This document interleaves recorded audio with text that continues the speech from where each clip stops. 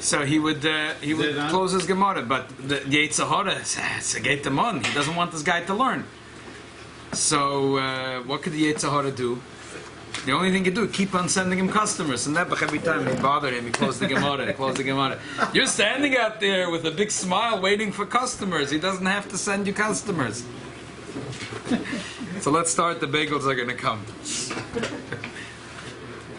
Is that for the Shema? Huh? No, that's Laila Shema.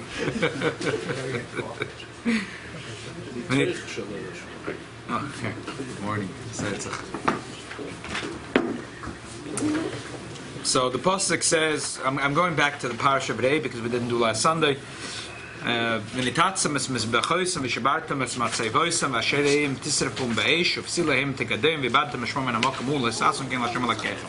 it's not a specific question that I recently got, but something actually important to think about and to learn about. I saw this in the Sefer from Rav Zilberstein. Sometimes he has like stories that are like, but if the story happened or didn't happen, what comes out of this Sheilos is very important and is relevant. So I figured we'll cover this. He says a story that happened like this. There was a man that owned a chain of hotels in the United States of America. Owns. And one of his employees are Jewish. He was in Israel on vacation this summer. The goy, his boss, his wife, was terribly ill. So the boss heard that there's a segula, that if you take a rock from the temple, and that it's a segula for healing. So he called his employee and he asked him if he could help him out with this. So the Yid Tzach Nish Gefoilt, he went in the middle of the night. He went to the Koisel Maravi and he took a sharp knife. He cut off a little piece of one of the rocks, and he sent it overnight. His boss got the rock. He was really happy and he thanked him for it. And he decided to put it under his wife's pillow. Put it under his wife's pillow. That night, his wife died. And the Yid also started having tzoros ever since he sent it. Wow. So he came to ask a Shaila. He thought maybe Taki did something wrong. So here, He did. Don't say. So here is, as I said, it's from the Sefer of Arev. No, you said that. Rav Elyashiv said there was 3 points here. Number one, this week's Parsha. It says that you should smash up the mizbeach from the goyim and break up their matzevis, burn up their ashedim, and to totally eradicate their name. And the pasuk says afterwards, "Lo yisasun kein l'Hashem alkecha." You're not allowed to do it to Hashem's house.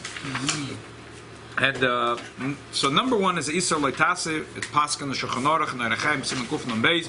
Also lintats dovim and Beis Hakneses elam kein oisam nas lifnas. In any shul, you're not allowed to break anything in a shul unless you're planning to build it. Mishnah Berurah says why the Havikin noitetz even min hahechel the osam mishum leitasun u Beis Hakneses u Beis Hamedrash gam ken nikra mikdash me'at. So also Beis Hamikdash is a Beis Hakneses Beis Hamedrash a mikdash me'at. You're not allowed to break anything in a shul. So what the thing? People don't realize this. It's a mamish machloikis the hapoiskim. If this is a deraisa, because when the Rambam it's mashma and sefer in the minyan mitzvahs, meaning it's a mamish deraisa because he says loitasun kain applies also to Beis Hamikdash, Beis Hamedrash. It sounds like the Rambam holds the deraisa. Lamaisa, many poiskim hold that it's derabanan. Among them, the Torah's Chesed is known to be a big poisik in Yerushalayim. A chosed that Tzemach Tzedek holds that it's a Isur derabanan. Still a very serious Isur. The Mishnah Berurah continues, "V'dafka linta it's l'shabbat kli hakodesh or lakadava hamechuber." It's from Maram Padva. So Nabir Alochi explains that what the Maram Padva means, not that benches you're allowed to break. It's the Maram Padva says that if you take chairs and benches out of a shul, if you didn't break it, you could return it, so you weren't over the Isur. But if you break anything in the shul, and it's interesting, Shakel Bataya. In those days, they used to put up signs, like in Yerushalayim, that the Pashkvilin they put up, with the. So a whole interesting Shaila Mishnah Berurah brings if you're allowed to hang up a sign in a shul, because then you ruin the paint or the wallpaper or whatever it is, you ruin it in the shul. So it's an interesting thing to think about, especially kids are starting school.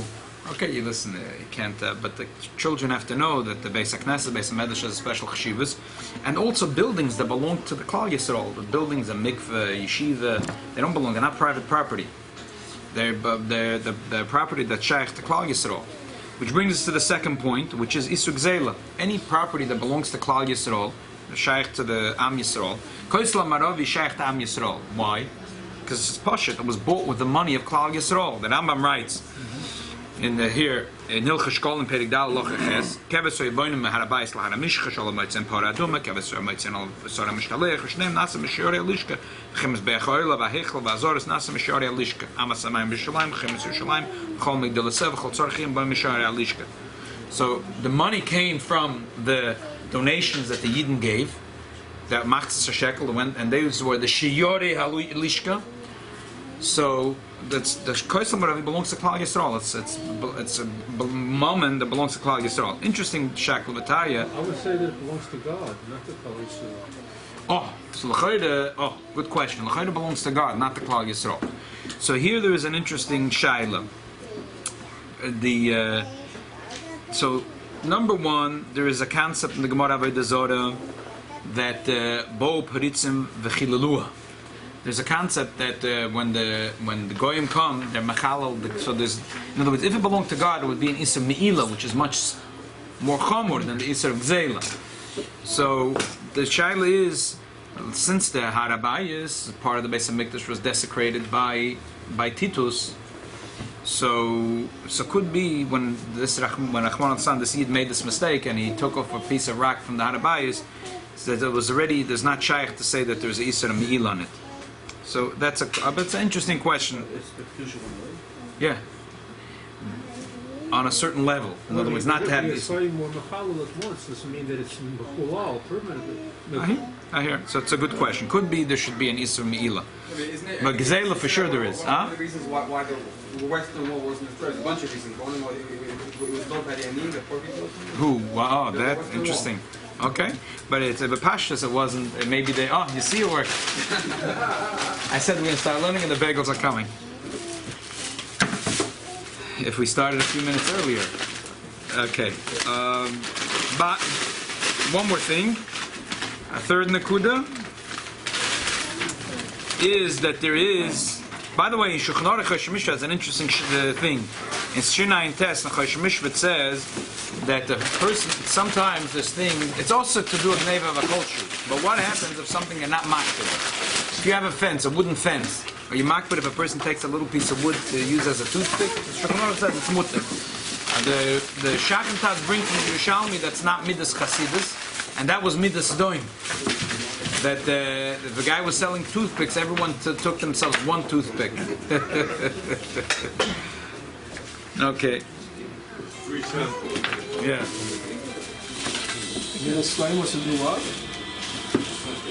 One more nakuda here is there is a isur to be nesirapa b'divrei Torah. Shulchan Aruch says aloicha shalamaka elachoila beroikek v'achkach koira posuk min haTorah ein lechelek l'olam haba. A person that says a posuk for a choila, it's so bad that ein lechelek l'olam haba. V'meina roikek, if he doesn't spit, isura miyaika. V'im yesh boi sakonas nefoshes. If it's sakonas nefoshes, then it's mutter. V'yesher kol zeino selak shekoira pasuk b'loshen kodesh. B'loshen la'az loy. Mir beroikek tev lizor b'cholim b'pratim askir Hashem she'en lechelek l'olam haba. Tinik shenivga in kernel of pasuk v'anichel of sefer Torah. Continue. The Rambam says in Hilchos Avodah Zorah.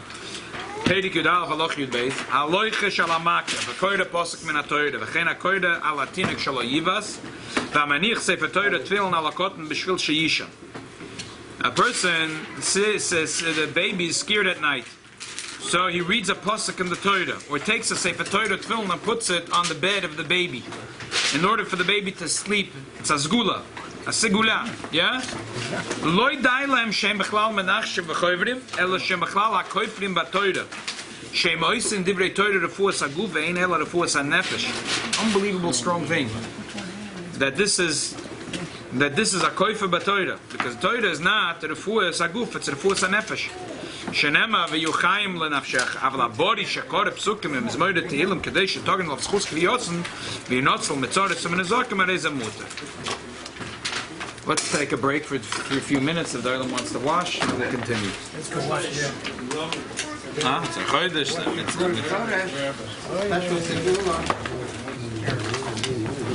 Amen. I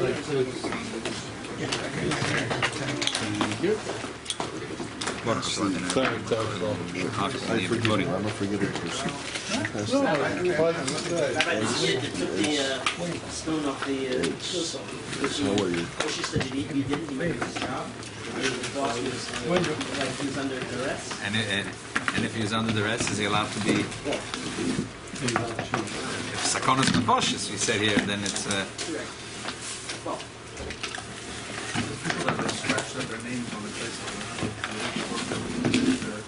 Right, right.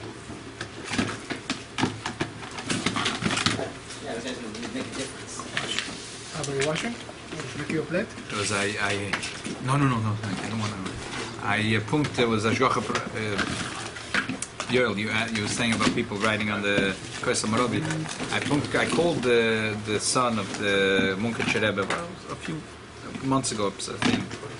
So, yeah, in Borough Park. So I don't know why I told him something about the Minchas Shaloza and Lubavitch. So he said that once they called from the Maskirus, the Rebbe secretary called and they asked. The Rebbe wants to know. The Minchas Shaloza was a famous. He had a Nasi at the Eretz HaKodesh. He was there for 2 weeks. There's a sefer. Almost 500 pages. Nasias HaKodesh. I couldn't believe it. I said, in the 500 pages, didn't manage to have the answer to this question? I mean, obviously, if the answer was there, the Rebbe wouldn't ask. So he said no. So the Rebbe wanted to know if the Minchas Shaloza, did he touch the rocks or he didn't? The Rebbe wanted to know. The Rebbe said because he didn't know what his father-in-law did. And if they'll know the answer, that will be like the B'chinas Ma'aser after him. Yeah. But the Rebbe said he didn't know what his father-in-law did. And the B'kitzur, they didn't know the answer. Yeah. I couldn't believe it, they didn't know the answer. They didn't know the answer? They didn't know the answer. So there's no, again, the Rebbe didn't have an opinion on it.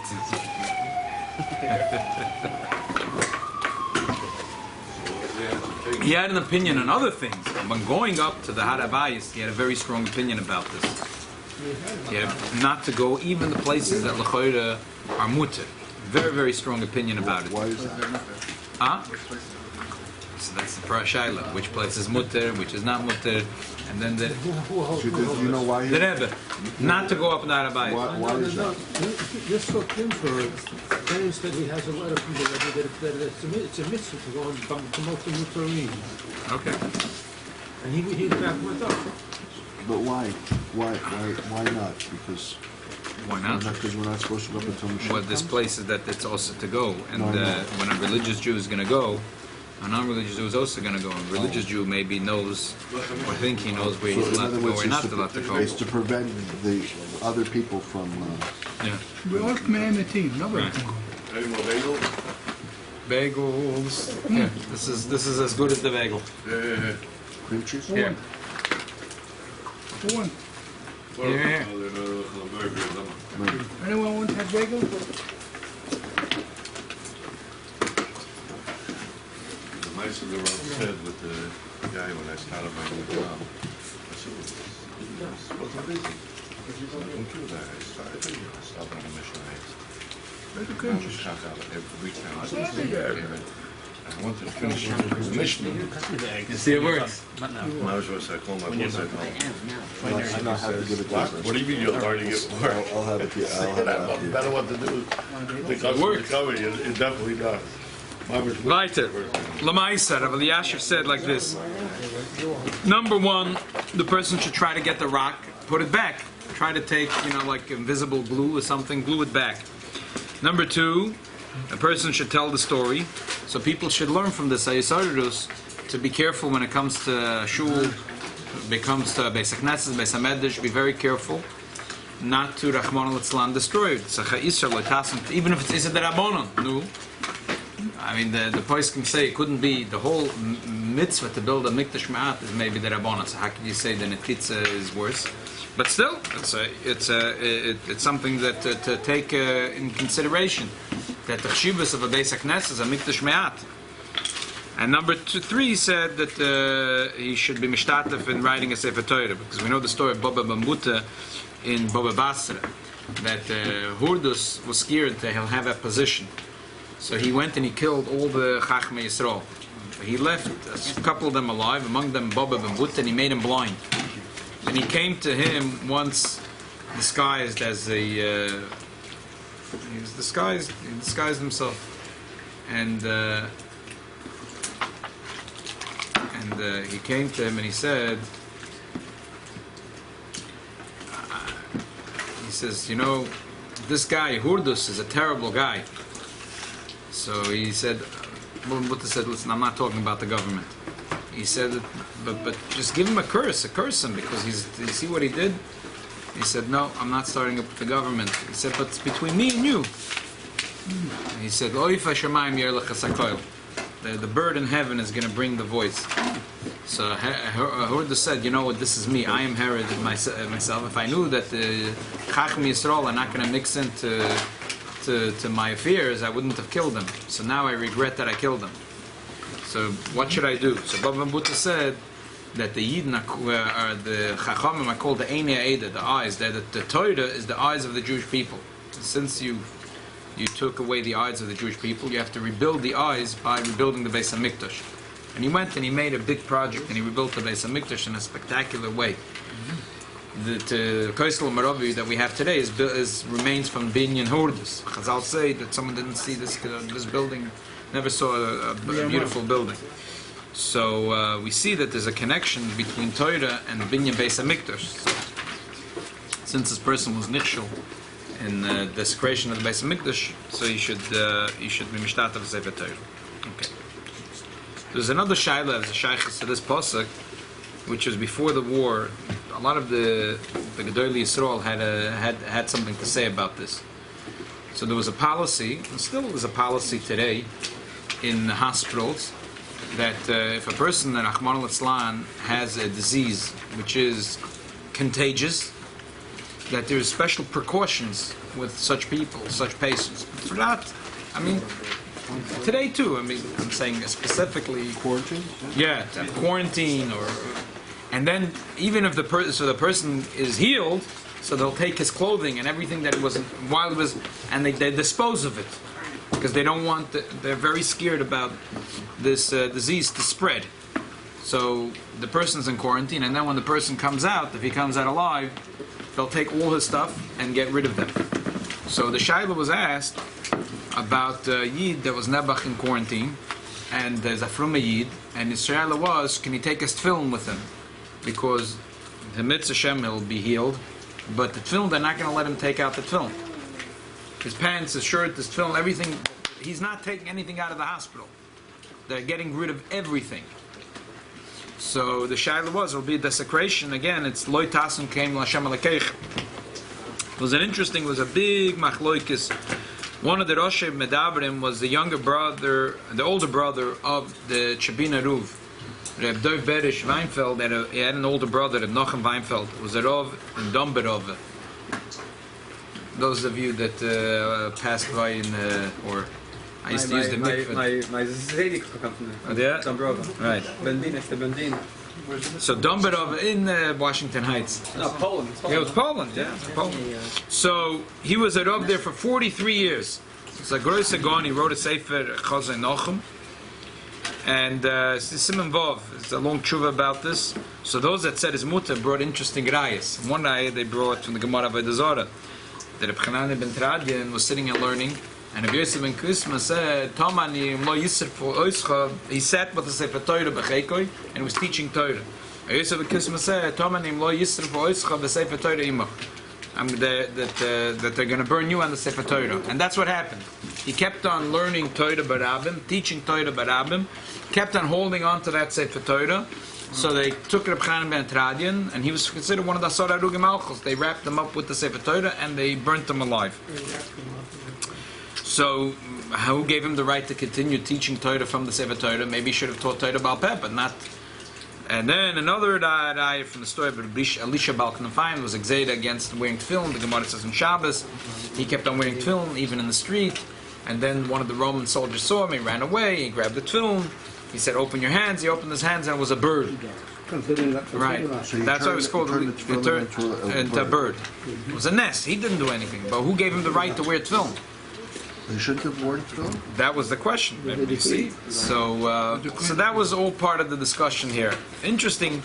There's a kovetz koichav miyachiv. It's a very choshev it's a yeshiva. It's considered more like a chassidish yeshiva.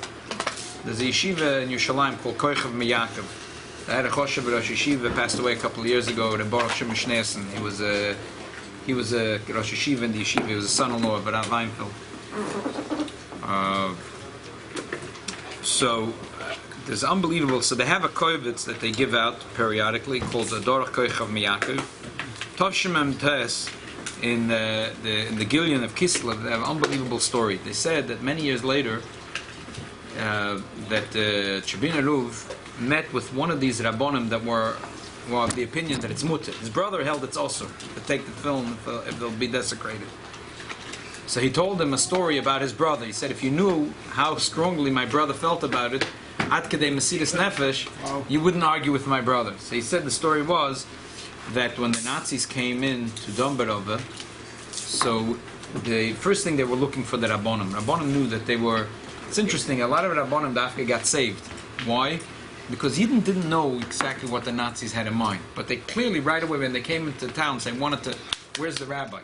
And they knew right away that this was trouble. So it happens to be a lot of Rabbonim were saved. That many Rabbonim were saved that way. I told you the story. The Chelkas Yaakov was he was a Rav in Switzerland, but he was a Rav in Germany. But the Nazis, when they in Kristallnacht, right away they came in, they beat him up, and they gave him they made a march in the city to be mevaza him. He realized that his life was in danger, so he ran away. So he survived. A lot of Rabbonim had such a story that they survived because the Nazis didn't make it clear about what they're going to do, but they right away were mevaza the Rabbonim. A lot of Rabbonim knew that their life was in danger. They ran away. Anyway, Reb Nochem ran away. He went poshet b'makloi b'tarmiloi. He took his stick and a bag with only his tefillin and a few svarim, and he went over the border. There was a border which was not far from there, and he went to the next Yiddish town, Shinove. There was one side was the Russians, and the other side was the Germans. As he crossed the border, a German soldier saw that the Yid is crossing. He was already on the other side of the border, but for Yid, so he didn't think he could go kill him. But for it, so took a chepet Yid. So he went over and he asked him to open his bags. So what was in his bag? Nothing. A few svarim and a tefillin. But the tefillin, the Nazi took it. He took the tefillin, he threw it on the floor. So Reb Nochem Weinfeld picked up the tefillin with tears in his eyes and he kissed the tefillin. So Nazi threw it out of his hand and put a gun to his head, and it didn't allow him to bend down to pick up the tefillin. Reb Nochem was so hurt from this, he couldn't. They didn't allow him to be. It's not like you could have him Mesiras Nefesh. You could jump off a roof. You can't jump onto a roof. He couldn't pick up his tefillin. The Nazi didn't let him pick up the tefillin. So, but he had such a heartache from it. He couldn't take it. He walked quickly to the first Jewish house in Shinove, knocked on the door. They opened the door, and he told them the story about the tefillin. And he fell on the ground, and he had a heart attack, and he died. Wow. He was able to have a choshev alabaya. He didn't malave him, and he was buried in the cemetery. But so the Weinfeld said, the Rosh Yeshiva in Koichav Miyakiv said, if they only knew when he was alive that when he paskened that he meant it, that it was to him was like that the desecration of a tefillin would be so serious, they wouldn't argue with him. B'shuli Advarim, I would say that it is an interesting Bach, the Bach in the beginning of Hilchas Mezuzah. He says that we see in the shtetl that a lot of Yidden don't have mezuzahs. Why? And the Bach says that the Yidden in the towns have a business called a shenk. And the Goyim come and they buy, as you know, every good story with the Baal Shem Tov and the Poritz, or with the Baal Shem, without the Baal Shem Tov. But the Shpolazei, it all has a poritz and it has a yid with a shenk. If you're telling stories to your kids, so it's like one of 3,000 stories. So the shank was a Yiddish business. Now, the goyim were unpredictable. So the Bach says if the Yid is going to have a mezuzah on the door of the shank, the goyim are going to take off the mezuzah because they're going to get drunk, and they're going to desecrate the mezuzah. So it's permissible, not even though it's a chamitzah sasei, that you have to have a mezuzah, chsafta mezuzah b'sach b'sharecha, but now it will be desecrated. It's an interesting shaila. Didn't they have them, but they also covered them Yeah, up? but it doesn't matter. But they covered them up. And the goyim is going to take that and the cover and spit on it. They covered it up in a way that it's not visible. They put like plaster on it, no? Didn't they? And I guess you can't say asay dechalesa because that's as long as you could be mekayim the asay. But if you're not going to end up having the asay. Right, you're not going to have exactly. What's that, Rabbi? Let me ask you. A mezuzah hat. I mean, if you make it part of the actual doorway, That's what he's asking. I don't know. It's a good question. Actually visible? No. I guess they didn't think they could do it. They didn't think. One of the first Shabbat he wrote Moshe is exactly this thing, whether or not you can bring the children into the hospital and they will burn it. And the husbands know. You can't bring it to the Interesting. Third shaila was someone asked me recently. So there was no answer. No, I told you it's a machlokes that some poskim hold that it's permissible, some hold it's not permissible. Someone asked me an interesting shaila this week. It says a lot of times in the Torah, like this week it says v'zacharta ke'eved Yisrael b'Mitzrayim v'shemarta v'zitzachuk k'meilo. So he asked me a question. There's a lot of things that are kosher l'shikcha that if you do it you're going to forget. One of them is to wipe your hands with your chaluk. If you do Netilas Yadayim, you're not allowed to wipe your hand on your chaluk. And it's brought in the Alter Rebbe Shulchan Aruch. So he asked if in the mikveh, sometimes people ask off-the-wall questions. So usually the third shaila that I like to cover is an off-the-wall question. So he asked after he changes his underwear or his begodim in the mikveh, could he use his undershirt to blow his nose? I'm just telling you a shaila. Someone asked me a shaila this week. What's the show? Because it's also l'nagiv. It says Alter B'Shulchan says Al Yanagiv Yoda B'Chalukim Neshakosh L'Shikcha. It's kosher l'shikcha if you use your chaluk to wipe your hands. It's only chaluk. It's not. So the shaila is if that applies to your undershirt, and the shaila is if it applies to your nose. Does it apply only to your hand, to your nose? I'm just telling you a shaila someone asked me. Right.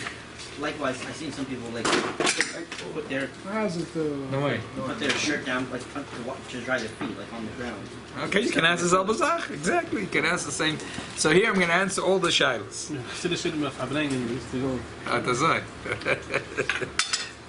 So the Alter Rebbe writes, Al Yanagiv Yoda B'Chalukim Neshakosh L'Shikcha. You shouldn't wipe your hands on your chaluk because it's kosher l'shikcha. So Prima Godam had a question: if chalukah, dafka chaluk or any beged, how about your pants, your undershirt, or it's only your chaluk? So Rav Chaim Palaji in the Kaf Chaim says that chaluk is lav dafka. Any one of your begodim, any one of your begodim. However, he doesn't talk about how about if chaluk he says is lav dafka, but it could be your dayim is dafka, could be your hands until it's yadayim. There's a special thing that this is all brought from the Tashbet, so we don't know these are things api Kabbalah. You can't. It's like saying here kal v'chomer gzeira shava. We can't make a kal v'chomer. It's spiritual stuff. So okay, if Reb Chaim Palaji says that it means every one of your begodim, and it makes sense. But maybe it only means your hands for natilas yadayim. So Befrat, someone mentioned over here that Chassidim are. Chassidim were not so makpid on this, Very slap. So the Mela,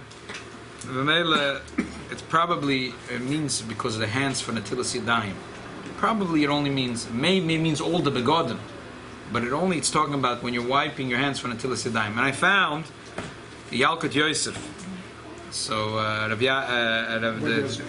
son says an interesting thing. He says he sees that some people Yiddish Shemayim before they wash their hands, so if maybe they touch the kvart or something, and there's a little bit of wet water, and there's a shaila of the water came from Tilas Yadayim, and it could be a shaila of tumah.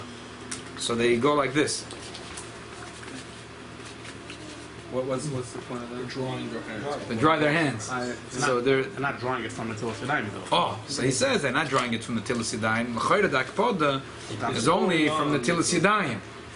So, but this is not for Natilas Yadayim. It's Hachona for Natilas Yadayim. So therefore, it's mutter.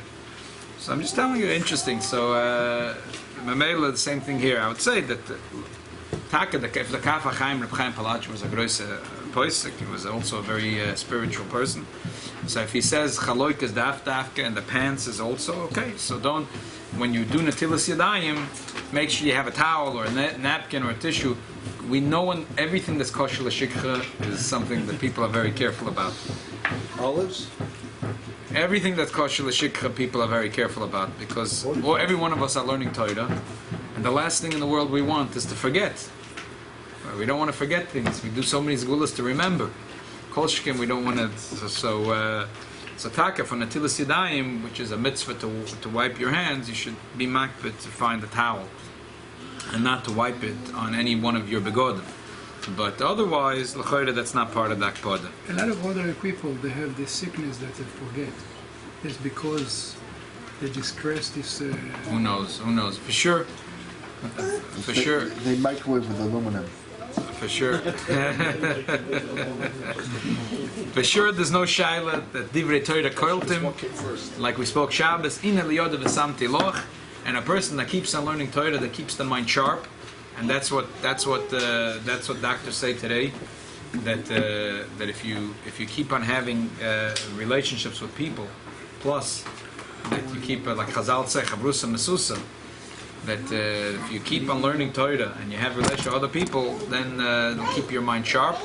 So that's the mamash inyan of Chodesh Elul. In the liyoda v'samti loch, that the refuge for Chodesh Elul is Taran Kerichen and Torah. Maybe shall help, and that's chus. I'm going into Chodesh Elul this morning with Divrei Torah, that we shall all be zeichet taksivach zematov and ashana tov m'suke begashmis aberuchnis. Don't forget